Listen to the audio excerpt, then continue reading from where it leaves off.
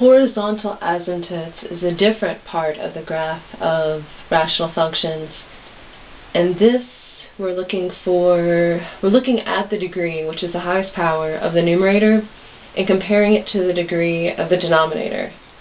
So just, if you're analyzing that, there's three different possibilities. Either the numerator is going to have a higher power than the denominator can have a higher power than the numerator, or they could possibly be the same. Now, these two cases are an always answer. Like, no matter what the numbers are in the problem, you're going to end up with like a consistent thing.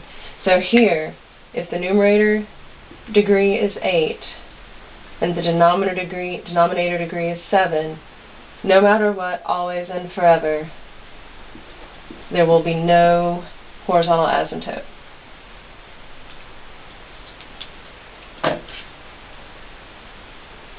Situation 2, where the denominator is greater than numerator.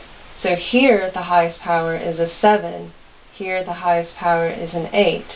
When that happens, when the denominator is greater than the numerator, you will always have a horizontal asymptote at y equals 0. So there's a pretty good chance it's none or y equals 0. The third case, which is kind of the most fun, is when the denominator has a power equal to the numerator. So here, you see that x to the 7th and that x to the 7th. What happens then is you end up with the ratio of the leading coefficients. What does that mean? That means we're going to take the numbers that are in front of each of those powers and put them, make a fraction out of them. So the number in front of this x to the 7th is an understood -1, and the number in front of this x to the 7th is 2.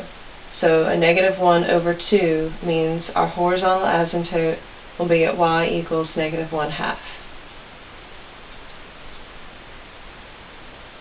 Alright, just to give you one more example of this, because I know that's probably the trickiest one.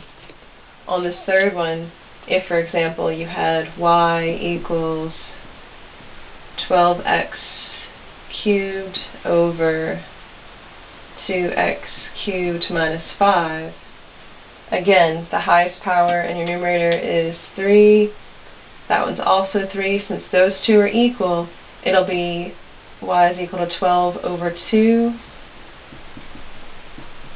or just simply y is equal to 6. And so that would be your horizontal asymptote there. So just to recap, if the numerator is bigger than the denominator, it's none. If the denominator is bigger than the numerator, it's y equals 0. And then if the highest powers are the same, you're putting the number that's in front on top of the number that's in front on bottom. Okay, next we're going to put all this together in graph.